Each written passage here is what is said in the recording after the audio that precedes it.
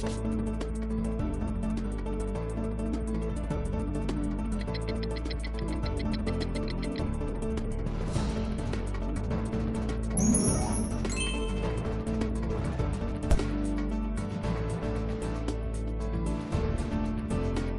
दोस्तों, मैं प्रवीण सर एक बार फिर से ब्राइट कोचिंग के यूट्यूब चैनल पर आपका स्वागत है।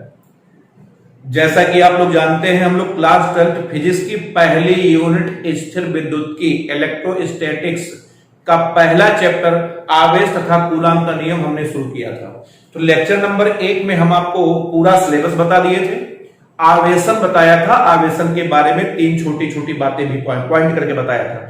उसके बाद फिर हमने आपको आवेश बताया था, आवेश की परिभाषा केवल आपको हम बता पाए थे, और उसके बाद 3 छोटे छोटे पॉइंट बताए थे। यहां तक हम आपको पढ़ा चुके हैं। उम्मीद है कि हमारे जितने भी प्रिय छात्र देख रहे हैं वीडियो को, सबको पीछे के जितने भी टॉपिक हम आपको बताए सब ठीक है, याद हो गया होगा, दिमाग में बैठ गया होगा। अब आइए हम लोग अगले हेडिंग की तरफ कंटिन्यू करते हैं। अगली हेडिंग हमारी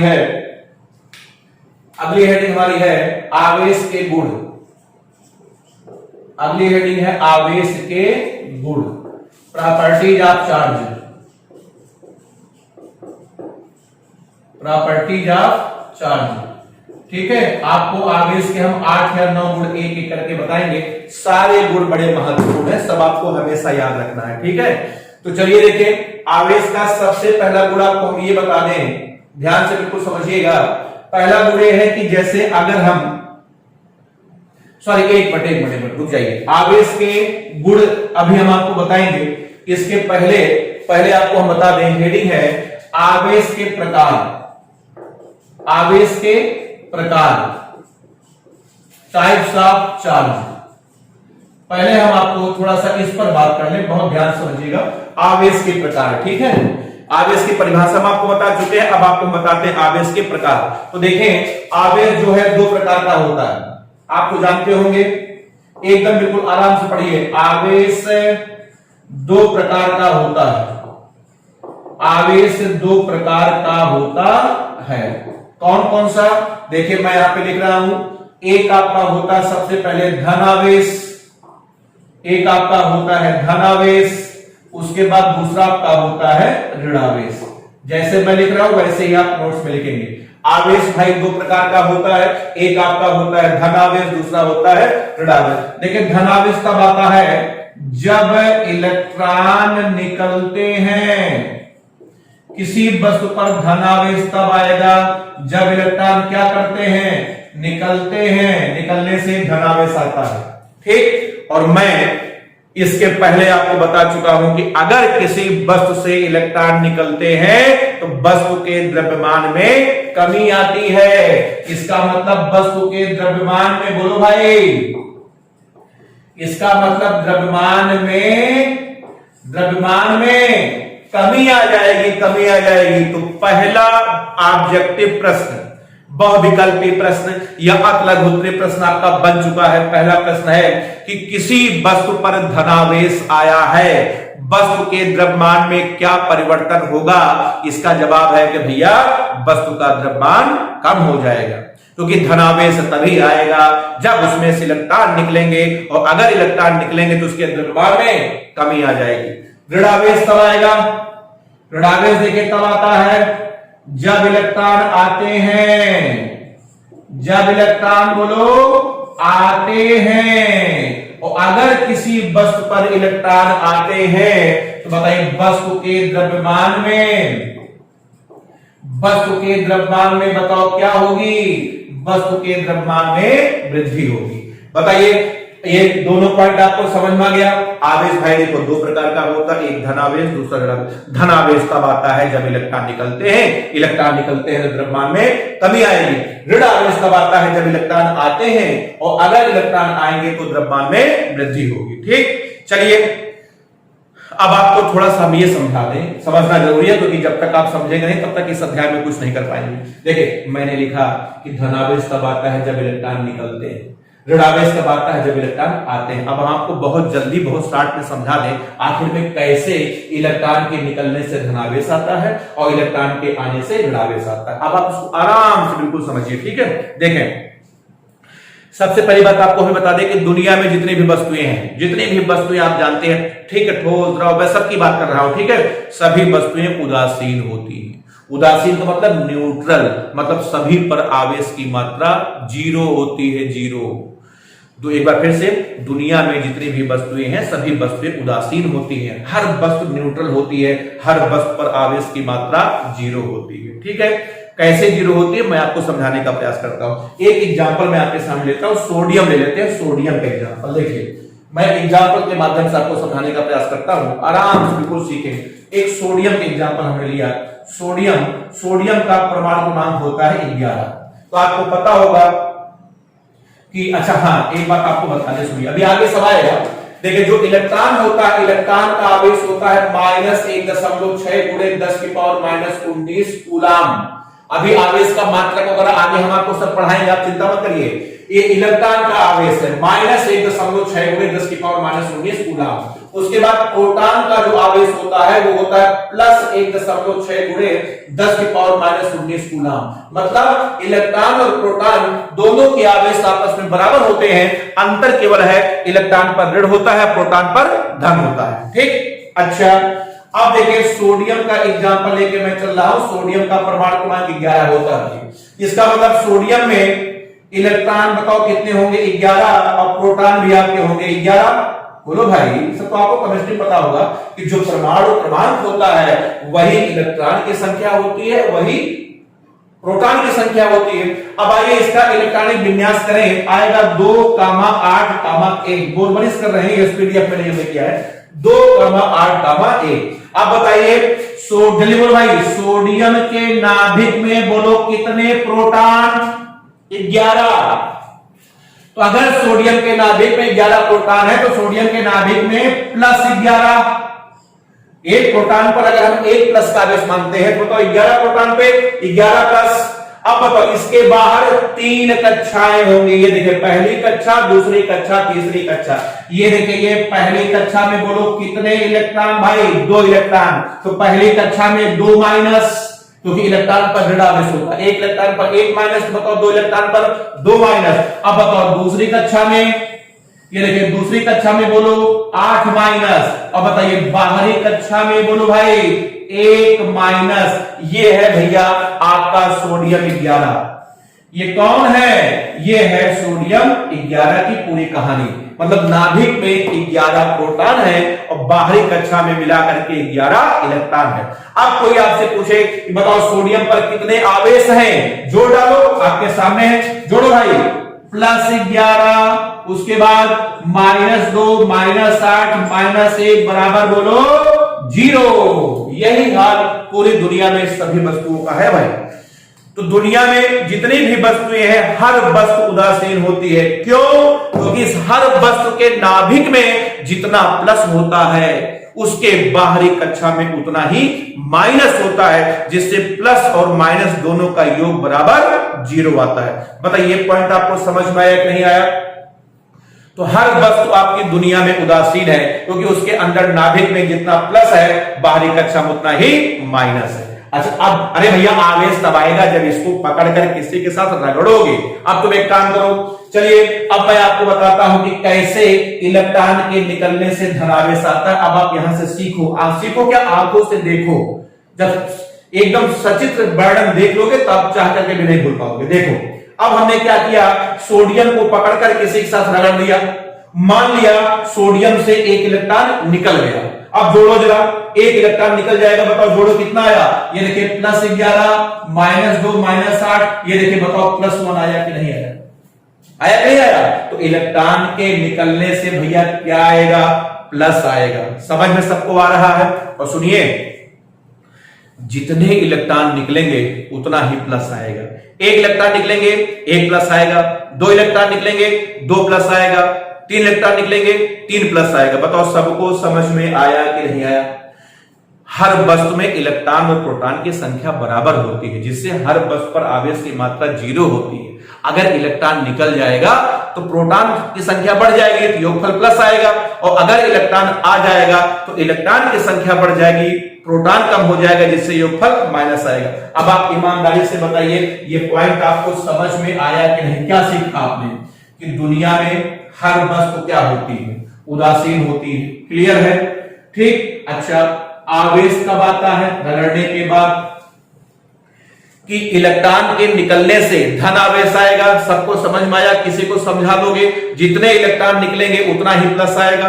एक इलेक्ट्रॉन निकलेंगे एक प्लस आएगा, दो निकलेंगे दो प्लस आएगा, तीन निकलेंगे तीन प्लस आएगा। उल्टा अगर इलेक्ट्रॉन आ जाते हैं तो ऋण आवेश आएगा, और जितने इलेक्ट्रॉन आते हैं उतना ही माइनस आएगा। एक आते हैं एक माइनस, दो आते हैं दो माइनस। बताइए आवेश के प्रकार बताओ, क्लियर हुआ कि नहीं? आवेश दो प्रकार का भैया होता है, एक होता है ऋण आवेश, दूसरा होता है धन आवेश। इसको नोट कर लें। तब उसके बाद अब हम लोग आगे बढ़ते हैं आगे। ठीक है, चलिए अब हम लोग पढ़ने जा रहे हैं आवेश के गुण। तो बीच बीच में जरा ये सोचा कर रिवीजन करते रहिए, हमने आपको क्या क्या पढ़ाया। सबसे पहले हमने आपको आवेशन पढ़ाया, आवेशन याद है? आंसर हाँ याद है। उसके बाद फिर हमने आपको बताया आवेश, परिभाषा आवेश की याद है? आवेश किसी वस्तु का वह गुण जिसके कारण उसमें वैद्युत तथा चुंबकीय प्रभाव की घटना घटित होती है, क्या कहते हैं? आवेश। ठीक, चलिए अब आइए हम लोग आगे बढ़ते हैं आगे हेडिंग की तरफ। आवेश के गुण, आवेश के गुण, properties of charge, properties of charge. आवेश के गुण देखें, एक एक करके आपको जितने भी गुण हम बताएंगे सब आपको याद रखना है। 7 8 9 गुण है, अभी सब आपके सामने आएगा। देखिए सबसे पहला गुण तो आपका बहुत सिंपल है, आपको पता होगा कि अगर हम प्लस प्लस आवेश को, देखिए दो प्लस आवेश है, अगर हम प्लस प्लस को पास लाएं तो दोनों एक दूसरे को भगाएंगे, प्रतिकर्षित करते हैं। अगर हम प्लस प्लस को पास लाएं तो दोनों एक दूसरे को क्या करेंगे? प्रतिकर्षित करेंगे, भगाएंगे। अगर हम माइनस माइनस को पास लाएं, ये देखिए माइनस माइनस को पास लाएं तब भी दोनों एक दूसरे को क्या करेंगे? प्रतिकर्षित करेंगे, तब भी एक दूसरे को भगाएंगे। लेकिन अगर हम प्लस और माइनस को एक साथ पास लाएं तो हम देखेंगे दोनों एक दूसरे को क्या करेंगे? आकर्षित करेंगे, आकर्षित। तो बताइए पहला गुण आपने क्या सीखा? पहला गुण आपका यह है कि समान आवेश एक दूसरे को प्रतिकर्षित करते हैं, जबकि विपरीत आवेश एक दूसरे को आकर्षित करते हैं। तो पहला गुण ये देखिए मैं साफ साफ यहां पर लिख दे रहा हूं कि समान प्रकृति के आवेश, समान प्रकृति के आवेश एक दूसरे को प्रतिकर्षित, जबकि एक दूसरे को प्रतिकर्षित जबकि विपरीत प्रकृति के आवेश, विपरीत प्रकृति के आवेश एक दूसरे को आकर्षित करते हैं, एक दूसरे को आकर्षित करते हैं। बताइए पहला गुण सबको समझ में आ गया?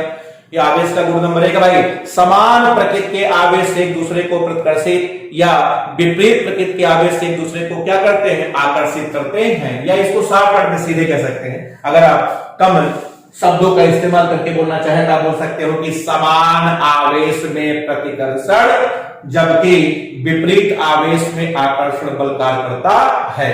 बताइए पहला गुण सबको समझ में आ गया? अब आइए दूसरा गुण, आपको डायग्राम बना लीजिएगा। डायग्राम भी आप बना लेना। ये देखिए प्लस प्लस को पास लाओगे भगाएंगे, माइनस माइनस को पास लाओगे भगाएंगे, लेकिन प्लस माइनस को पास लाओगे एक दूसरे को क्या करेंगे? आकर्षित करेंगे। डायग्राम भी बना लेना। ये आवेश का बताओ गुण नंबर 1 हुआ। चलिए हम आपको इसके बाद अगला गुण बताते हैं, एक एक करके सारे गुण आप समझते चलिए बहुत ध्यान पूर्वक। आवेश के सारे गुण बड़े महत्वपूर्ण हैं, हमेशा आपको इसकी आवश्यकता पड़ेगी। सारे गुण आपको हम बता देते हैं, आराम से बिल्कुल धैर्य पूर्वक समझते चलिएगा, ठीक है। चलिए देखिए दूसरा गुण आपको हम ये बताते हैं, ध्यान दीजिएगा। दूसरा गुण आपका ये है कि ध्यान सुनिएगा, किसी वस्तु में आवेश कब आता है? इसका जवाब है कि किसी वस्तु में आवेश तब आएगा जब या तो इलेक्ट्रॉन निकल जाए या तो इलेक्ट्रॉन आ जाए। अगर इलेक्ट्रॉन निकलेंगे तो धन आवेश आएगा और अगर इलेक्ट्रॉन आएंगे तो ऋण आवेश आएगा। इसका मतलब यह हुआ कि किसी वस्तु में इलेक्ट्रॉन निकलेंगे और इलेक्ट्रॉन आएंगे, ये तब होगा जब वस्तु के अंदर द्रव्यमान हो। अगर वस्तु के अंदर द्रव्यमान है तभी तो उसमें से इलेक्ट्रॉन निकलेंगे या इलेक्ट्रॉन आएंगे। इसका मतलब यह हुआ कि किसी वस्तु पर आवेश तभी आएगा जब उसमें द्रव्यमान हो। समझ आपको मेरी बात नहीं आ रही भाई मेरे? आवेश तब आएगा जब या तो इलेक्ट्रॉन निकल जाए या तो इलेक्ट्रॉन आ जाए। तो किसी वस्तु से इलेक्ट्रॉन तभी निकलेंगे या तभी आएंगे जब उस वस्तु के अंदर क्या हो? द्रव्यमान हो। इलेक्ट्रॉन में द्रव्यमान होता है कि नहीं? इसका मतलब क्या हुआ? आवेश वहीं आएगा जहां द्रव्यमान हो। इसका मतलब किसी वस्तु में आवेश तभी आएगा जब वस्तु में द्रव्यमान हो। अब आप कहें कि इसी बात को हम थोड़ा सा और बढ़िया तरीके से बोले सुनिए। बिना द्रव्यमान के आवेश नहीं हो सकता, बिना द्रव्यमान के आवेश नहीं हो सकता, लेकिन बिना आवेश के द्रव्यमान हो सकता है।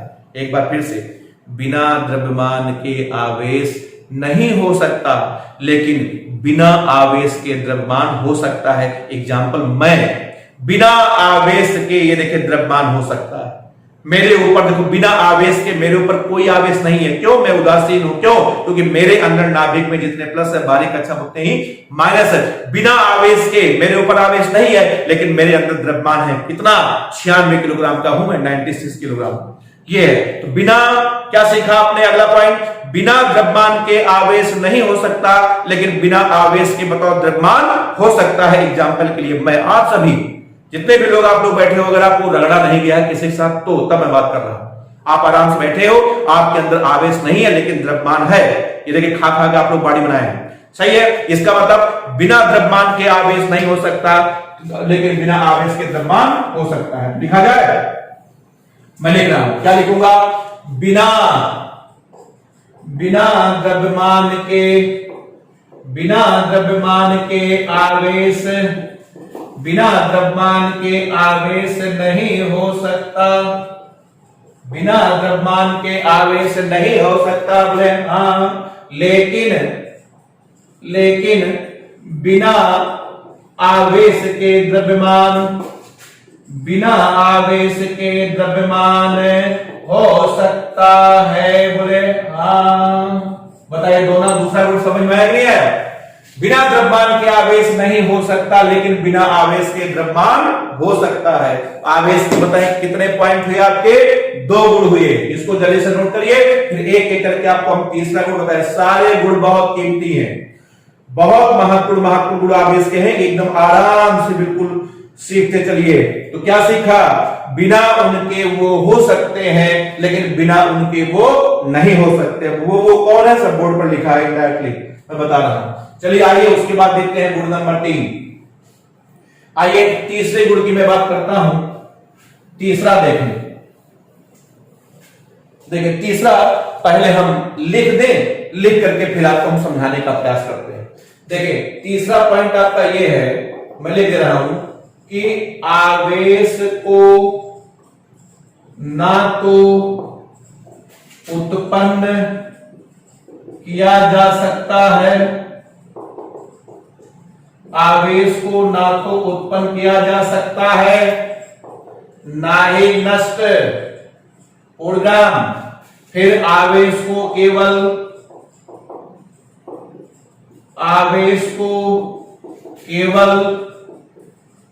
एक स्थान से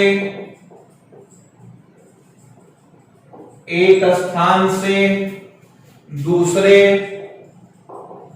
स्थान तक स्थानांतरित किया जा सकता है। आवेश को केवल एक स्थान से दूसरे स्थान तक स्थानांतरित किया जा सकता है। इसे ही इसे ही आवेश के संरक्षण का, इसे ही आवेश के संरक्षण का सिद्धांत कहते हैं। इसे ही आवेश के संरक्षण का क्या कहते हैं? सिद्धांत कहते हैं। अभी हम आपको आराम चिंता मत करिए, सब समझाते हैं, लिख दिया हमने पहले ताकि हमको इसी के आधार पर समझाने में आसानी हो। ठीक, एक नंबर में अलग से पूछा जाता है, आवेश के संरक्षण का सिद्धांत लिखिए।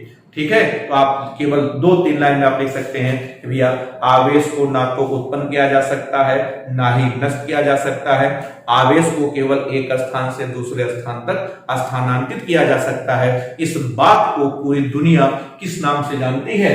आवेश के संरक्षण का सिद्धांत। अब आइए हम आपको समझाते हैं ये कैसे हो रहा है, ध्यान से समझिए। ये देखें आपका, यहां समझाते हैं, देखिए यहां जगह है, ध्यान समझिएगा। ये देखिए आपका बाल, ये बाल है, उसके बाद ये देखिए कंघी है, कंघी। आपने कंघी को बाल पे रगड़ा तो क्या होना चाहिए? जब आप कंघी को बाल पे रगड़ोगे भैया इलेक्ट्रॉन एक से निकलकर दूसरे में जाएंगे, बोले हाँ, किससे निकलेगा? आंसर जिसका कारफलन कम होगा। किसका कम है ये हमें नहीं पता, ये हमें बताया जाएगा, कोई हमसे पूछेगा नहीं। तो चलिए मैं आपको बता रहा हूं, मैंने बताया कि माना बाल का कारफलन कम है, तो अगर बाल का कारफलन कम है तो बाल से इलेक्ट्रॉन निकल करके बताओ कंघी पर जाएंगे, पक्का। चलिए माना 3 इलेक्ट्रॉन निकले हैं, चाहे जो मान लो, 1 मान लो, 2 मान लो, 3, 4, 5 कुछ भी मान लो, मैं आपको समझाने के लिए 3 मान रहा हूं। माना बाल से 3 इलेक्ट्रॉन निकले हैं। अब बोलो अगर बाल से 3 इलेक्ट्रॉन निकलेंगे, बाल पर बोलो 3 प्लस की माइनस प्लस आएगा, इलेक्ट्रॉन के निकलने पर प्लस आता है। अब बताओ बाल पर 3 प्लस आ गया, अब उसके बाद कंघी पर 3 पहुंचे, बताओ कंघी पर 3 माइनस आ गया, बताओ क्लियर है कि नहीं? इस पर आपका 3 प्लस आ गया, इस पर आपका 3 माइनस आ गया। अब आप खुश हो गए, अब आप चिल्ला चिल्ला के बोल रहे हैं कि भैया हमने तो आवेश को उत्पन्न कर दिया है, आवेश तो उत्पन्न हो गया, इस पर 3 प्लस आया, इस पर 3 माइनस आया, तो आवेश उत्पन्न नहीं हुआ। कैसे नहीं हुआ मैं आपको बताता हूं, जरा अब आप यहां पर जरा हमारे सवाल का जवाब दें। बोलिए, रगड़ने के पहले, बोलो भाई, रगड़ने के पहले कुल आवेश, रगड़ने के पहले कुल आवेश बोलो। जब आपने कंघी को बाल पे नहीं रगड़ा था तो रगड़ने के पहले कुल आवेश कितना था? 0। अगला बोलो, रगड़ने के बाद, रगड़ने के बाद कुल आवेश, रगड़ने के बाद कुल आवेश जोड़ो भैया, कुल आवेश को जोड़ो ना। इस पर आपका 3 प्लस है, इस पर 3 माइनस है, तो 3 प्लस और 3 माइनस बताओ जुड़ करके फिर कितना आ गया? ये देखिए 0 आ गया। तो आवेश कहां उत्पन्न हुआ? ये है, ये सेंटेंस का मतलब है कि आवेश को आप ना उत्पन्न कर सकते ना ही नष्ट कर सकते हैं। अरे भैया इस पर 3 प्लस है, इस पर 3 माइनस है, टोटल योग बताओ कितना हो गया? 0। उत्पन्न कहां हुआ?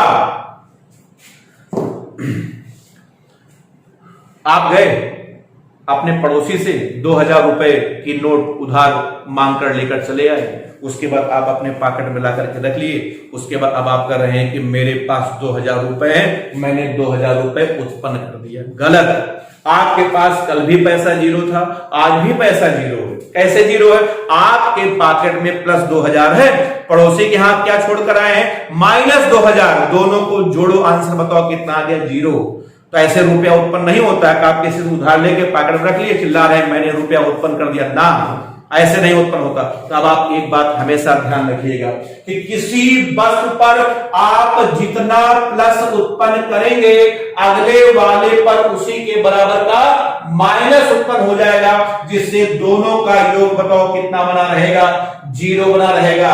आप याद रखिएगा, इसका मतलब यह हुआ कि समस्त ब्रह्मांड का, पूरे ब्रह्मांड की मैं बात कर रहा हूं, समस्त ब्रह्मांड का कुल आवेश सदैव नियत रहता है, नियत। इसे हम लोग कहते हैं आवेश के संरक्षण का सिद्धांत।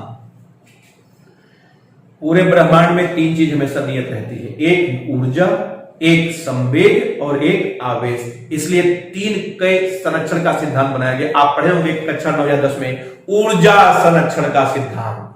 किसी वस्तु की कुल ऊर्जा हमेशा नियत रहती है। संवेग संरक्षण का सिद्धांत, किसी वस्तु का कुल संवेग हमेशा नियत रहता है। ये दोनों बातें आप पढ़ करके आए हैं। आज जो हम लोग नई चीज पढ़ रहे हैं, ये पढ़ रहे हैं आवेश के संरक्षण का सिद्धांत। तो आपने क्या सीखा? पूरे ब्रह्मांड का कुल आवेश हमेशा नियत रहता है। आज के बाद याद रखना, भूलना मत, पूरे ब्रह्मांड में 3 चीज हमेशा नियत रहती है, ऊर्जा, संवेग और उसके बाद आवेश। इसीलिए 3 ही संरक्षण के सिद्धांत बनाए गए हैं। अब आइए इसी बात अगले पॉइंट की बात करें। ये बताओ, ये पॉइंट आपको समझ में आया कि नहीं आया? याद रखना, एक बार फिर मैं बोल रहा हूं, अगर तुम किसी वस्तु पर जितना प्लस उत्पन्न करवाओगे ना, अगले वाले पर उसी के बराबर का माइनस आ जाएगा। ठीक है, ताकि पूरे ब्रह्मांड का कुल आवेश नियत रहे या कुल आवेश 0 बना रहे। तो आइए गुण नंबर 4 में मैं लिख रहा हूं कि समस्त ब्रह्मांड का समस्त ब्रह्मांड का कुल आवेश, समस्त ब्रह्मांड का कुल आवेश सदैव नियत रहता है। समस्त ब्रह्मांड का कुल आवेश सदैव क्या रहता है? नियत रहता है। इसको याद रखना भाई, बहुत महत्वपूर्ण पॉइंट है ये। ठीक, ऑब्जेक्टिव प्रश्न इस पर आया था इंजीनियरिंग में कि समस्त ब्रह्मांड का नियत रहता है।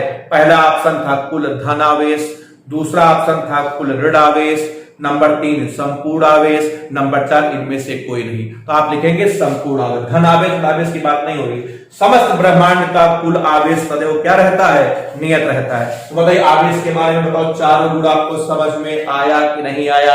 आगे बढ़े, चलिए उसके बाद अब हम आपको आवेश का 5वां गुण बताने जा रहे हैं। 5वां गुण आप बहुत ध्यान समझिए, ठीक है? देखिए 5वां पॉइंट आपका ये है। 5वां पॉइंट, एक छोटा सा प्रश्न मैं आपसे पूछ रहा हूं।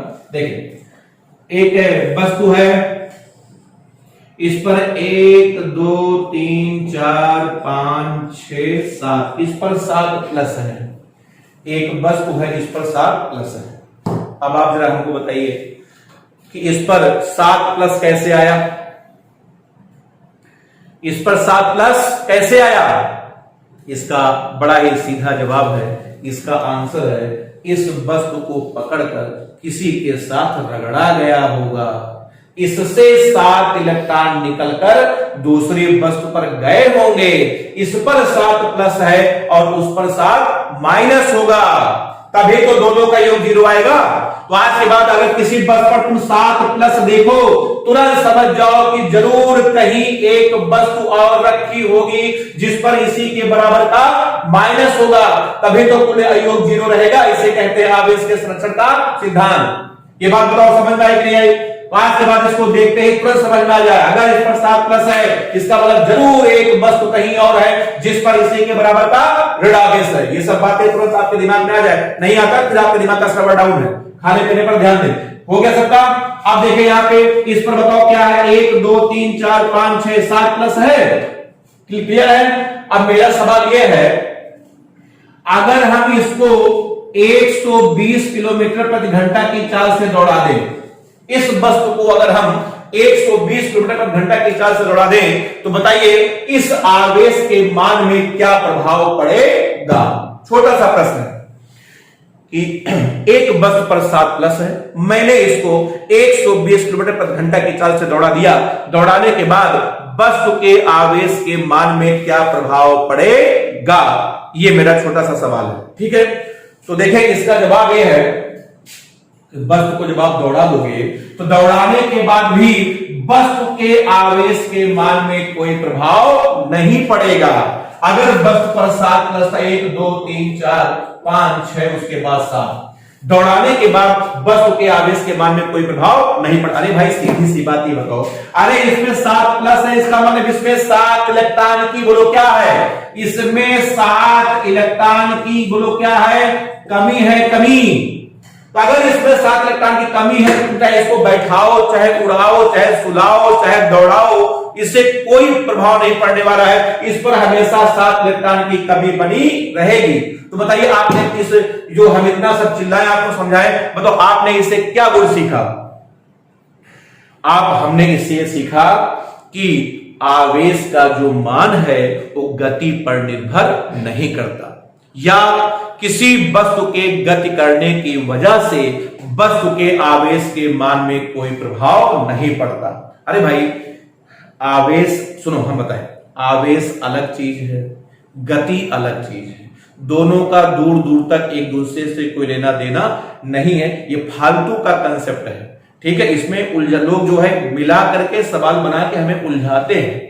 आवेश अलग चीज है, गति अलग चीज है, दोनों का एक दूसरे से कोई लेना देना नहीं है। अगर किसी वस्तु में 7+ है तो वस्तु चाहे बैठी हो, चाहे उड़ रही हो, चाहे दौड़ रही हो, उस पर हमेशा 7+ बना रहेगा। अंतिम बार बोल रहा हूं, आवेश का मान गति पर निर्भर नहीं करता, या गति करने से आवेश के मान में कोई प्रभाव नहीं पड़ता। इस पर सीपीएमटी में बहुत बढ़िया प्रश्न आया था, एक बार पूछा गया था सवाल। देखो कितने कायदे से वो लोग घुमाए थे। सवाल था, क्वेश्चन था कि एक इलेक्ट्रॉन 2 × 10⁴ मीटर पर सेकंड के वेग से दौड़ रहा है, के वेग से गतिमान है। वेग से बताओ क्या है, गतिमान है। पूछा गया था इसका आवेश हो जाएगा, सीपीएमटी का प्रश्न है भाई, इसका आवेश हो जाएगा। उसके बाद 4 ऑप्शन दिया था, ऑप्शन वगैरह हम नहीं लिख रहे, समय की कमी है। ठीक है, उसका आवेश हो जाएगा, ये सवाल बनाया था सीपीएमटी वालों ने। ठीक है, अब जिसका कंसेप्ट क्लियर है उसके लिए सवाल बहुत आसान है, जिसको कुछ पता नहीं है वो तो उल्टा सीधा लगाएगा। एक इलेक्ट्रॉन 2 × 10⁴ मीटर पर सेकंड के वेग से गतिमान, उसका आवेश हो जाएगा। कितना हो जाएगा? अरे जितना था उतना ही रहेगा। अरे गति करने से आवेश का मान थोड़ी बदल जाएगा। इलेक्ट्रॉन का आवेश जो था वही रहेगा, चाहे वह बैठा रहे चाहे वह दौड़ता रहे, इसका आंसर वही आएगा, -1.6 × 10⁻⁻19 कूलम। अब बताओ कंसेप्ट बताओ क्लियर है कि नहीं? ऐसे उल्टा सीधा घुमा के पूछते हैं कि एक इलेक्ट्रॉन इतने वेग से गतिमान है, आवेश कितना हो जाए? पागल है क्या? हो क्या जाएगा? जितना था उतना ही रहेगा। इलेक्ट्रॉन का आवेश कितना होता है? हमेशा इतना बना रहेगा। अगला सवाल आपसे पूछ लेंगे, एक प्रोटॉन इतने वेग से गतिमान है, उसका आवेश हो जाएगा। इसका जवाब है भैया जितना था उतना रहेगा, क्योंकि आवेश अलग चीज है और गति अलग चीज है। हम एग्जांपल्स बताते हैं, सुनिए। अभी हम आपसे पूछें कि आपकी कोचिंग जहां पढ़ते हैं, आपकी कोचिंग के बगल, आपके कोचिंग से कुछ दूर पर एक अंडे वाला अंडे की दुकान लगाता है। अगर वह दुकान लगाना बंद कर दे तो आपकी पढ़ाई पर क्या प्रभाव पड़ेगा? बताओ, सवाल बताओ, फालतू का सवाल है कि नहीं? अगर हम आपसे पूछे तो आपको लगेगा कितना वाहियात, कितना घटिया सवाल है। उसके अंडे बेचने से हमारे पढ़ाई पर क्या प्रभाव पड़ने वाला है? यही कंसेप्ट आपका ये भी है। जैसे अंडे का सवाल है वैसे ये भी है। आवेश अलग चीज है, गति अलग चीज, फालतू की बात है। आवेश का मान बताओ गति पर निर्भर नहीं करता, या गति करने से आवेश के मान में कोई प्रभाव नहीं पड़ता। इसको आप याद रखिएगा। यहां पर हम आइए इस पॉइंट को हम अच्छे तरीके से लिख दें ताकि आप जीवन भर याद रखें, कभी भूल ना पाए। अगर सवाल आए तो इसमें आप भ्रमित ना हो। बताओ कितने गुण हो गए थे? 4। पांचवा सुनिए, पांचवा गुण है आवेश का मान, आवेश का मान गति पर निर्भर, आवेश का मान गति पर निर्भर नहीं करता, अर्थात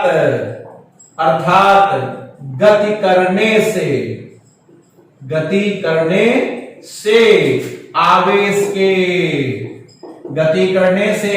आवेश के मान पर कोई प्रभाव नहीं पड़ता। याद रखना, कोई प्रभाव नहीं पड़ता। बहुत बढ़िया गुण है। मतलब इसका मतलब है अंडे की दुकान बंद होने के बाद छात्रों के पढ़ाई पर कोई प्रभाव नहीं पड़ता। ये इसका मतलब है। समझ में आ रहा है? इसलिए कभी गलती मत करिएगा। कितने गुण हुए? 5। अब आप उसके बाद अगला देखें। अगला गुण आपको हम बताते हैं, ध्यान से समझिएगा। गुण नंबर देखें 6। चलिए एक छोटा सा प्रश्न हम आपसे पूछ रहे हैं, आप उसका जवाब दो, उसके बाद फिर आपको हम बताते हैं गुण नंबर 6 क्या है। 2 वस्तुएं हैं ए और बी। दोनों एक दूसरे को अपनी तरफ आकर्षित कर रही हैं, दोनों के बीच में आकर्षण बल लग रहा है। कौन सा बल? दोनों के बीच में आकर्षण बल लग रहा है। दो वस्तुएं हैं ए और बी, दोनों एक दूसरे को अपनी तरफ आकर्षित कर रही हैं। मेरा प्रश्न आपसे है, क्या क्या सवाल क्या से शुरू हो रहा है? इसका आंसर होगा हाँ या ना। जितने भी सवाल क्या से शुरू होते हैं सबका आंसर या तो हाँ होता है या तो ना होता है। क्या तुम नहा कर आए हो? नहीं। आंसर आ गया हाँ या ना। तो क्या दोनों पर आवेश होगा? मेरा प्रश्न है कि क्या दोनों पर आवेश होगा? जवाब दीजिए। इसका आंसर हाँ बोलो। इसका आंसर आपका आ गया हाँ, दोनों पर आवेश होगा।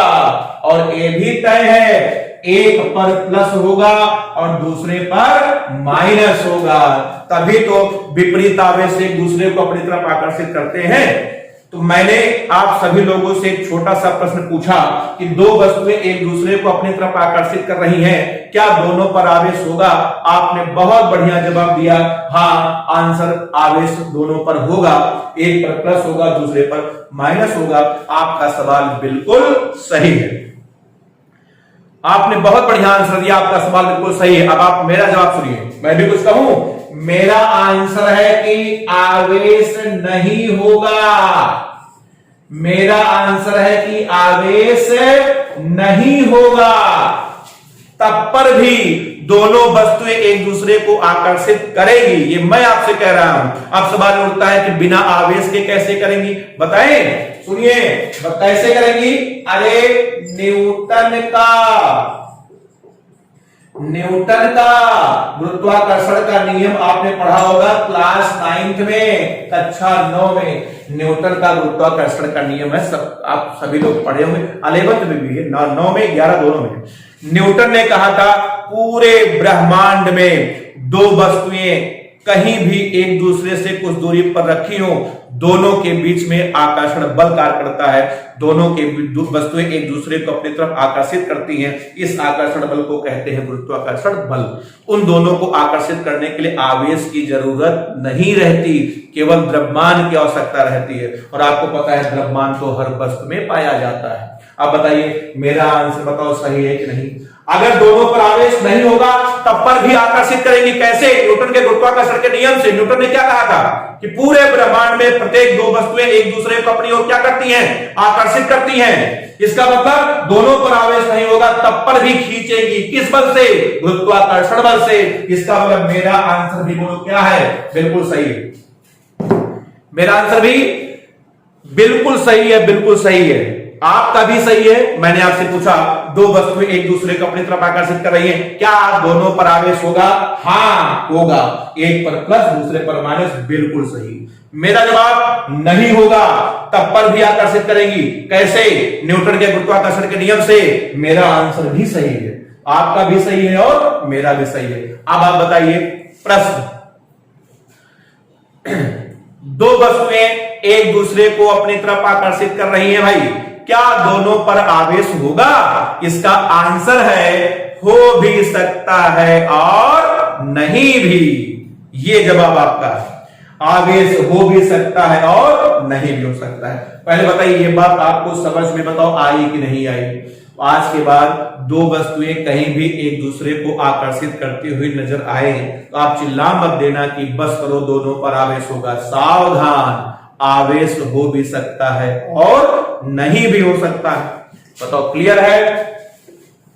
अगला बताइए, अगला प्रश्न मेरे सवाल का जवाब दें। दो वस्तुएं हैं ए और बी, दोनों एक दूसरे को प्रतिकर्षित कर रही हैं।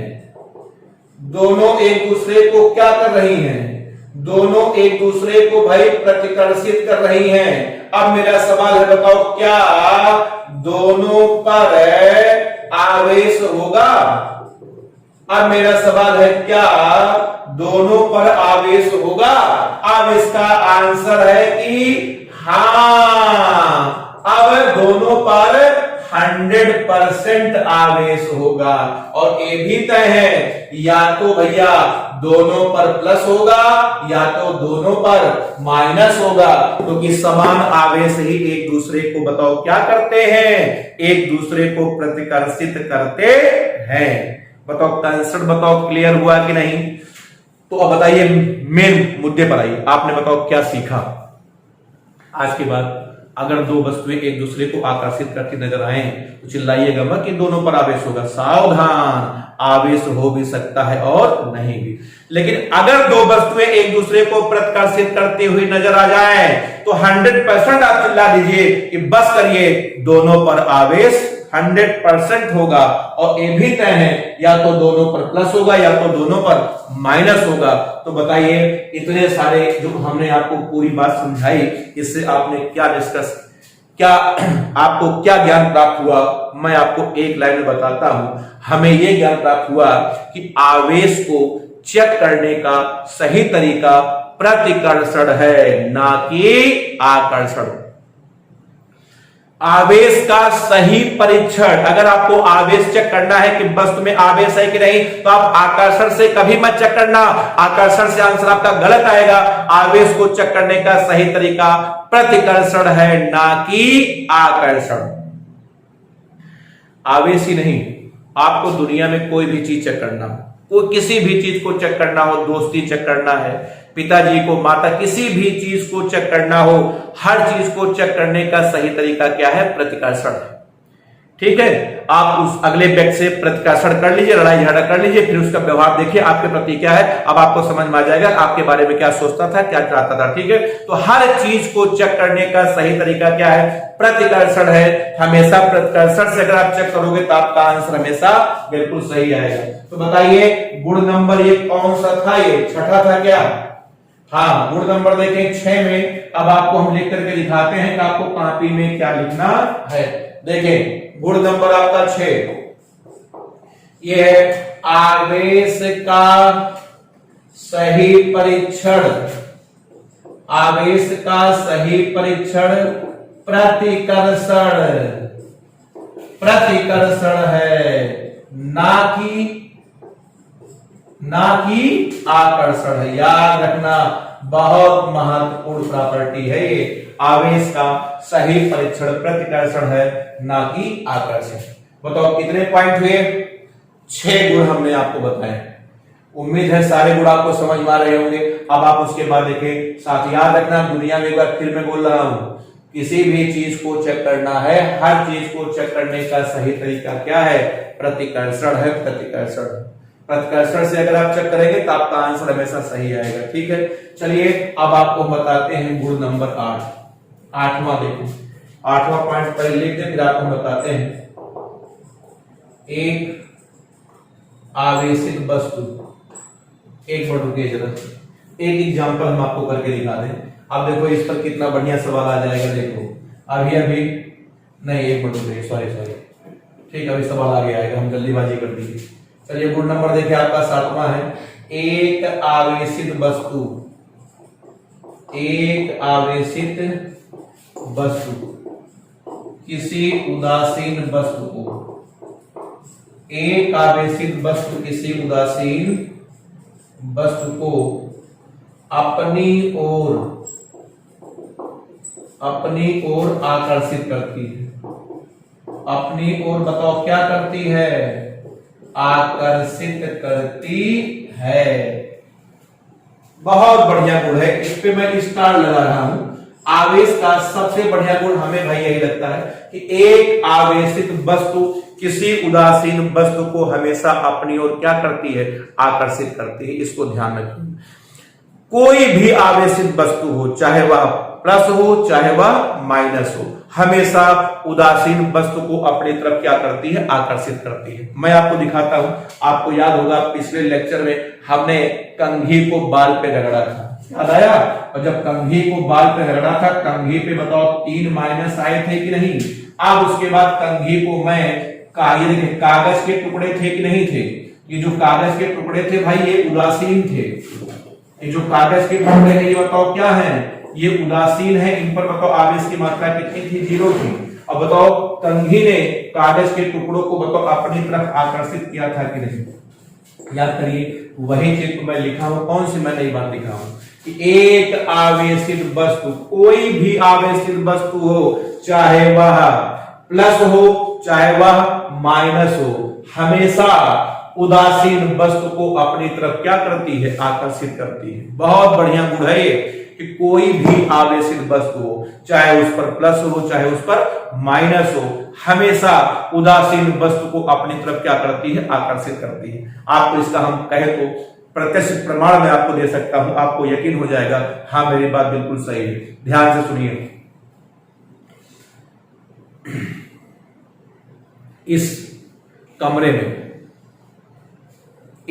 में अगर सबसे ज्यादा धूल कहीं जमा है तो कहां जमा है जानते हैं? पंखे के पत्ती के ऊपर।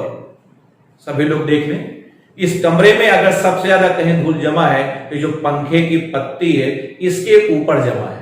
अब आप जरा हमको व्याख्या करके बताइए ऐसी क्या? और देखो उल्टा लटके हैं, पंखे के पत्ती पर इधर धूल जमा हो समझ में आता है, नीचे भी धूल जमा है, ठीक है, नीचे भी चिपके हुए हैं, नीचे समझ रहे ना, ऊपर भी जमा है नीचे भी जमा है। तो क्या ऐसी खास बात है? बताओ, धूल के कारण उल्टे लटकने पर मजबूर हो गए हैं। उल्टे कैसे लटक के चिपके हुए हैं? इसका आंसर है कि जब पंखा चलता है तो पंखा आवेशित रहता है और कमरे में 24 घंटे उड़ते रहते हैं धूल के कण, जो बेचारे होते हैं उदासीन। और एक आवेशित वस्तु उदासीन वस्तु को हमेशा अपनी ओर आकर्षित करती है। ये जो पंखा है धूल के कणों को हमेशा अपनी तरफ क्या कर लेता है? आकर्षित करके देखिए चिपका लिया है। अगला एग्जाम्पल मैं आपको बताता हूं। आपके घर में टीवी होगी, एलईडी, जो एलईडी टीवी नहीं, पुरानी वाली ढक्कन वाली टीवी होगी।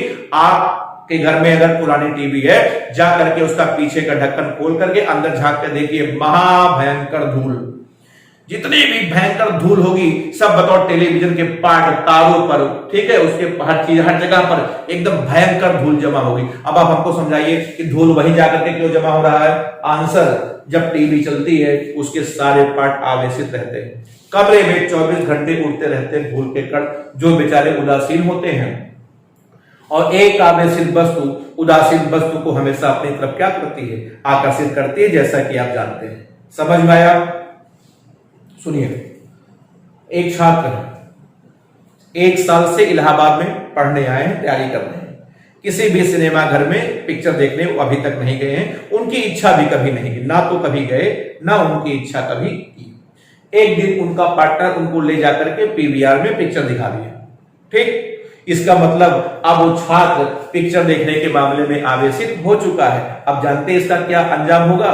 जब जब कोई नई पिक्चर आएगी तब तक उस छात्र की इच्छा करेगी कि यार मैं भी जाकर के देख आता। ना जाए अलग की बात है, पैसे की प्रॉब्लम, समय की प्रॉब्लम, ये उसकी खुद की प्रॉब्लम, ना जाए अलग की बात है, लेकिन जब जब नई पिक्चर आएगी तब तक उसकी इच्छा करेगी। क्यों?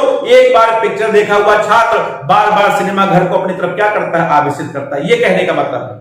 तो जब तक आप किसी काम को करने से बचे हुए हैं तब तक आपकी इच्छा नहीं करेगी, लेकिन अगर एक बार आप आवेशित कर हो गए तो बार बार आप उदासीन वस्तु आपको अपनी तरफ क्या करेगी? आकर्षित करेगी। तो पॉइंट बताओ, सबको समझ में आया कि नहीं आया? एक आवेशित वस्तु किसी उदासीन वस्तु को अपनी तरफ क्या करती है? आकर्षित करती है। अब इस पर एक बहुत बेहतरीन सवाल मैं आपको करके दिखा रहा हूं, एग्जाम्पल बताइए। ये देखें, एक वस्तु आपकी ए है, ये देखिए ए पर जो है धनावेश है, ठीक। उसके बाद ये देखें एक वस्तु आपकी बी है, ये देखिए ए जो है बी को अपनी तरफ आकर्षित कर रही है। पूछा गया है बी पर कौन सा आवेश है? पूछा गया है बी पर कौन सा आवेश है, ये पूछा गया है। बता सकते हैं आप? ठीक है, तो मैं आपको बताता हूं, सुनिए। इसका 2 आंसर होगा। पहला आंसर होगा या तो ऋणावेश, पहला आंसर होगा या तो, बोलो भाई, ऋणावेश, समझ में आया? दूसरा बताओ या तो 0 या तो आपका होगा 0। नहीं समझ में आया? अरे भाई, ऋण आवेश होगा तो भी ये आकर्षित करेगी, क्योंकि विपरीत आवेश एक दूसरे को क्या करते हैं, आकर्षित करते हैं। और अगर ये उदासीन होगी, इस पर आवेश 0 होगा, तब पर भी ये इसको अपनी तरफ आकर्षित करेगी। अभी भी सामने में पढ़ा कर रहा हूं कि एक आवेशित वस्तु उदासीन वस्तु को अपनी तरफ क्या करती है, आकर्षित करती है। बताओ पॉइंट आपको समझ में आ रहा है कि नहीं आ रहा है? तो आवेश के बारे में बताओ कितने पॉइंट हो गए आपके? 7 पॉइंट हो गए, एक एक करके आपको हम, ठीक है। एग्जाम्पल आप लिख लें, बहुत ही महत्वपूर्ण प्रश्न आपका है ये। एग्जाम्पल कायदे से लिख लें। आवेश के 7 गुण हमने आपको बताए, नोट करें, फिर उसके बाद हम आपको अगला गुण बताते हैं। क्लियर है? चलिए, आवेश के टोटल 7 गुण हमने आपको बता दिए हैं। इसके बाद जो भी गुण बचे हैं अगले लेक्चर में हम आपको फिर आपके सामने लेकर के आएंगे। और एक जरूरी सूचना आपको हम बता दें कि आप तो हमारे ऐप्स को डाउनलोड तो कर ही लीजिए, उसके बाद चैनल को भी आप सब्सक्राइब कर लें, ठीक है। क्योंकि चैनल पर भी बहुत सारे आपके काम की चीजें पड़ती रहती हैं, आपका उससे बहुत लाभ होगा। ऐप सब लोग डाउनलोड कर दें, उसके बाद चैनल को भी सब्सक्राइब कर लें, ठीक है। डेली कुछ ना कुछ चैनल पर आपके लिए हमेशा मिलता रहेगा, ठीक है। तो चलिए फिर हम लोग अगले लेक्चर मिलेंगे। फिर 2 लेक्चर आपका कंप्लीट हो चुका है, ठीक है। उम्मीद है आपको समझ में आ चुका होगा। सब रिवीजन करके बैठिएगा, फिर हम लोग अगले लेक्चर 3 में फिर हम लोग मिलेंगे, ठीक है। धन्यवाद।